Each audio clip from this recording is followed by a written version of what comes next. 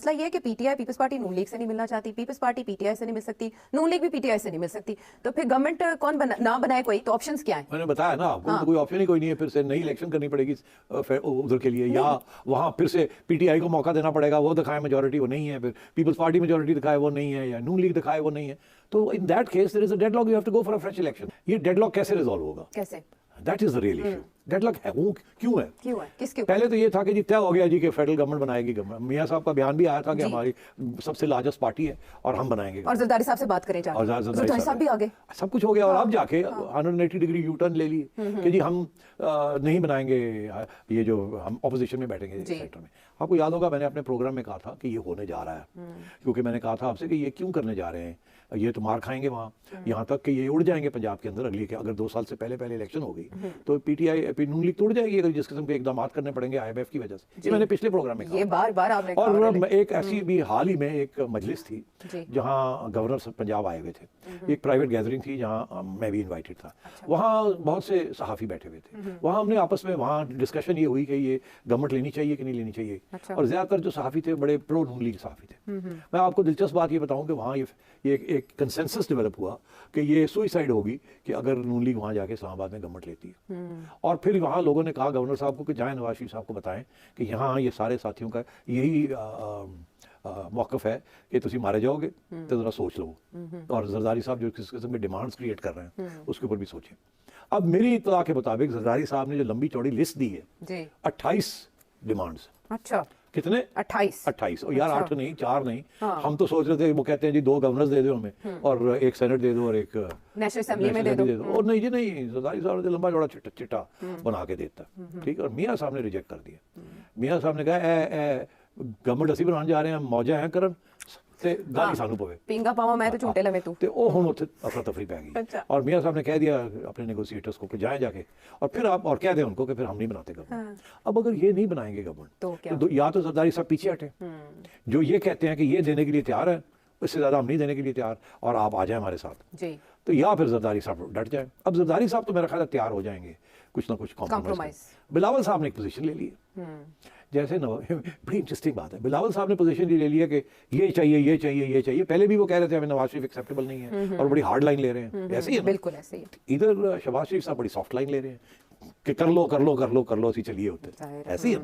जो लोग स्पेकुलेट कर रहे हैं कि लिस्टें बन रही हैं मिनिस्टर्स की कि जो शहबाज साहब की कैबिनेट में कौन होगा, वो भी लोग हैं जो पीडीएम में थे, वो इनकी अपनी हैंड पिक लोग हैं, इनके अपने जो हम सफ़र जिसे कहते हैं प्रो एस्टैब्लिशमेंट लोग, तो वही होंगे। तो नवाज शरीफ साहब के लोग तो उड़ गए हैं, राना भी उड़ गया है, जावेद लतीफ उड़ गया है, साथ मतलब और बड़े भी उड़ गए छोटे मोटे। तो मियाँ साहब तो अलग हो गए हैं किस्म के। तो अब ये कहाँ जाएगी बात? अब मैं आपसे ये बता दूं कि ये आपस में ये नहीं तय कर पाएंगे। अच्छा, क्योंकि एक तरफ बिलावल हड्डी बना हुआ है और जरदारी साहब बड़ी समझाने की उसको कोशिश कर रहे हैं, वो मान नहीं रहा है। अच्छा, तो वहाँ प्रॉब्लम आ गई, उसके अंदर इंटरनल नून लीग के अंदर भी इंटरनल प्रॉब्लम आ रही है। ये कुछ लोग कह रहे हैं ना जाओ, कुछ लोग कह रहे हैं नहीं चलिए चलिए चलिए। तो ये मसला कैसे हल होगा? एस्टैब्लिशमेंट चाहे तो वेल डन। तो अब होगा ये कि पूरी रिपोर्ट चली गई है एस्टैब्लिशमेंट को। अच्छा, मैं आपको खबर दे रहा हूँ, रिपोर्ट कार्ड चला गया। हाँ, रिपोर्ट कार्ड चला गया, और किसने दिया है वो आप मुझे मत पूछें, मेरे दोस्त हैं, उन्होंने जाके रिपोर्ट कार्ड दे दिया वहाँ, जो कि इन सारे मुज़ाकरात में बैठे हुए थे। अब नाम नहीं लेना, दोस्ती खराब हो सारे सिस्टम के। तो उन्होंने जाके, तुम मरवाओगी क्या करती हो, सदा करो, मेरे तल्लुकात है चिड़िया। देखिए इतना बड़ा काम उन्होंने किया। अच्छा छोड़ो ना, अच्छा उन्होंने रिपोर्ट दे दी जाके कि जी उत्थे ए हो रहे हैं, तो वो फोन की करना है, उनको जाके डेडलॉक तोड़ो। उसको ये कहा गया कि जाके उनको समझाएं डेडलॉक तोड़े। वो समझाने वाले वो मूड में नहीं है समझने के, वहाँ तो अपनी सियासत चल रही है। तो अब होगा क्या कि एस्टैब्लिशमेंट इनको ये कहेगी कि आप अगर गवर्नमेंट इन लाइंस के ऊपर नहीं बनाते तो फिर सब फारग, और हम आ रहे हैं और हम आके फिर देख लेंगे सबको आपको, ठीक है। ऐसा ये आखिरी धमकी होगी एस्टैब्लिशमेंट की। करो, गवर्नमेंट बनाओ, फौरन बनाओ, ये फार्मूला है। नून लीग वालों आप ये दे दो पीपल्स पार्टी को, पीपल्स पार्टी वालों आप ये मत लो इनसे, जो हम कहते हैं ये करो, और एल्स नहीं तो फिर ठीक है, फिर देखी जाती, फिर असी फिर दसने तो असी की करना है। बिकॉज इस वक्त जो सबसे ज्यादा प्रेशर है वो नून लीग के ऊपर नहीं है, ना पीटीआई के ऊपर है, ना पीपल्स पार्टी के ऊपर है, प्रेशर तो एस्टैब्लिशमेंट पे है। बिल्कुल। बिकॉज ये तो एस्टैब्लिशमेंट का अरेंजमेंट चल रहा है ना, उनके स्टेक्स हैं ज्यादा, वो सबसे ज्यादा उनके स्टेक्स हैं। और यहाँ सिर्फ एस्टैब्लिशमेंट एज एन इंस्टीट्यूशन के स्टेक्स नहीं है, कुछ लोगों के अपने जाती स्टेक्स भी हैं। तो अब इससे ज्यादा बात करना मुनासिब नहीं है। तो मैं ये समझता हूँ कि ये ना हो कि अगर ये मामला तय ना हुआ, ये डेडलॉक जैसे एस्टैब्लिशमेंट कहती है, तो ये इस बात जो है ये हाथ से बाहर निकल जाएगी। और ये जो सब कुछ हुआ है इस वक्त, फिर ये कंस्पिरेसी थ्योरी जो है ना कि इसके पीछे एस्टैब्लिशमेंट का हाथ है, वो फिर लोग कहेंगे जी लो जी एस्टैब्लिशमेंट को पता सी कि इन्होंने गल नहीं मननी, इन्होंने मरवा देना, इन्होंने एस्टैब्लिशमेंट ने पहले ही माहौल तैयार कर लिया, वो कहेंगे जी ऐसी तैसी केयर टेकर्स कंटिन्यू करेंगे, इमरजेंसी लग गई है या और कमीशन बन गई है, चीफ जस्टिस आके बैठ जान कर लें, देख लें, 6 महीने लगा लें, देख लें क्या हो रहा है, इलेक्शन कमीशन सस्पेंड हो गई है, ये हो गया वो हो गया, बिकॉज इल्जाम जो लगा है वो लग गया है इलेक्शन कमीशन के ऊपर। जी, इस्तीफा आ सकता है चीफ इलेक्शन कमिश्नर का? मेरा ख्याल है इस्तीफा अगर आया तो आ भी सकता है, और मगर एस्टैब्लिशमेंट के इंटरेस्ट में नहीं होगा कि इस वक्त इस्तीफा है। अगर वो इस्तीफा आ गया तो मसला बन सकता है। बेहतर यही है कि कमीशन बन जाए और उसके बाद इलेक्शन कमीशन अपने आप को डिफेंड करे, उसके बाद देखा जाएगा क्या होता है क्या। तो ये सूरत हाल है इस वक्त। अगले 4-5 दिन के अंदर अंदर आयशा, अगर इन्होंने अपने डेडलॉक ना तोड़े तो फिर एस्टैब्लिशमेंट आएगी और एस्टैब्लिशमेंट आपको इनको फाइनल वार्निंग देगी, और अगर वो फाइनल वार्निंग सुनी तो एस्टैब्लिशमेंट का प्लान बी जो है वो फिर इम्प्लीमेंट होना शुरू हो जाएगा। ठीक है, वो एक्टिव हो जाएगा और उसके अंदर पीटीआई, नून लीग, पीपल्स पार्टी सारे लपेटे जाएंगे, और उससे पहले ये वार्निंग जो है, अलर्ट जो है वो जारी कर दिया गया। मुस्लिम लीग नून की पॉलिटिक्स, स्पेशली नवाज शरीफ साहब की वतन वापसी और उसके बाद मुस्लिम लीग नून ने उससे क्या हासिल किया? अच्छा, ऐसे है कि मियाँ साहब वापस आए थे, उनकी असेसमेंट में उनका ख्याल था कि नून लीग जीत जाएगी, मेजॉरिटी मिल जाएगी। अब वो क्यों इस कंक्लूजन पे पहुंचे भी, इसके बारे में मैं नहीं कुछ कहना चाहूँगा, मगर कुछ पोल्स का रिजल्ट्स आने शुरू हो गए थे कि पॉपुलैरिटी हो रही है, कुछ उनको कान के अंदर बहुत से लोगों ने बातें की कि जी आप जाएंगे तो सब ठीक हो जाएगा। लंदन में इस किस्म का माहौल बना हुआ था, मियाँ साहब तुम चलो तो सही, देखो तो सही की होता है, थोड़े बगैर तो कुछ नहीं हो सकता, and so on and so fourth, Noon league वाले स्पेशली। तो मगर जो रिजल्ट निकला उससे तो ऐसे लगता है कि या तो कोई बहुत मिसकैलकुलेशन हो गई है एस्टैब्लिशमेंट से, जो समझ रहे थे कि हम नून लीग की गवर्नमेंट ले आएंगे, थोड़ी सी हेल्प कर देंगे, ये आ जाएगी और स्टेबलाइज हो जाएगा, शहबाज शरीफ बन जाएगा। क्योंकि मैं कह रहा था आपसे कि वो जरदारी साहब को प्रेसिडेंट नहीं बनने देंगे और इधर नवाज शरीफ साहब को प्राइम मिनिस्टर नहीं बनाएंगे। -2 मैंने ये कहा था अगर प्रेशर डाल के ये कर सके। अच्छा, मियाँ साहब तो आउट हो गए अब, क्योंकि वो मेजॉरिटी नहीं मिली। अब वो मिल भी जाए, वो जो 20-25 पीटीआई के इंडिपेंडेंट्स हैं वो इधर आ भी जाए, मगर फिर भी पीपल्स पार्टी के बगैर तो नहीं बनती गवर्नमेंट। और मियाँ साहब ने तो बयान भी दे दिया था, शहबाज शरीफ साहब ने कहा था कि अगर मेजॉरिटी मिल गई तो मियाँ साहब बनेंगे, नहीं तो फिर मुशावरत होगी। मुशावरत क्या हो, समझ आ गई क्या बात है। तो इसमें मियाँ साहब की कोई गलती नहीं है, मगर मिसकैलकुलेशन हो गई है। अब वो मिसकैलकुलेशन डिलिबरेटली हुई है या नहीं डिलिबरेटली हुई, इसके बारे में the jury is still out. But they are saying कि नवाज शरीफ साहब खुद भी मंझे हुए सियासतदान है, वो रीड नहीं कर सके। मेरा ख्याल है ये हो सकता है, रीड नहीं कर सके। बहुत से लोगों ने रीड नहीं किया, बड़े लोग समझ रहे थे कि नून लीग जीत जाएगी और मेजॉरिटी मिल जाएगी इनको, नहीं तो नहीं हुआ ऐसे। और फिर तो लोग कह रहे थे कि पीटीआई का वोट नहीं निकलेगा, डरे हुए हैं और सिंबल नहीं है, कंफ्यूजन है, बड़े लोग ये तजज़िये कर रहे थे। हमने भी ये किया था कि इस पे फर्क तो पड़ेगा, मगर मेरी तरफ मेरा मौक़िफ़ ये था उस वक्त भी, और मैंने ऑन रिकॉर्ड कहा था कि लोग निकलेंगे और एक किस्म का साइलेंट वोट करेंगे आके, वो दिखाएंगे कि we are still with Imran Khan. ठीक है, आपने गिरफ्तारियां की, मई 8 के बाद वगैरह वो सारा कुछ जो कुछ हुआ, तो मगर हम एहतजाज नहीं करेंगे उस तरीके से कि फिर आप हमारे पे इल्ज़ाम लग जाए, मगर वोट करना सिखाएंगे। और उस वक्त जो मीडिया जो वॉक्स पॉपुलर कर रहा था, पॉपुलर वोट जाके पूछ रहे थे, जिससे पूछ रहे थे शहरों के अंदर पीटीआई, तो मतलब है कुछ बातें तो क्लियर हो रही थी कि पीटीआई इज वेरी स्ट्रॉन्ग। और सिर्फ ये नहीं, अर्बन एरियाज में, देहातों में भी, रूरल एरियाज में भी।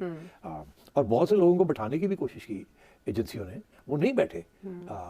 कुछ लोगों को गिरफ्तार किया, FIRs कटी उनको समझाने के लिए कि तुम ना खड़े हो, वो फिर भी खड़े हो गए ना। फिर कुछ लोग जीत भी गए, कुछ लोगों को हरा दिया या हार गए।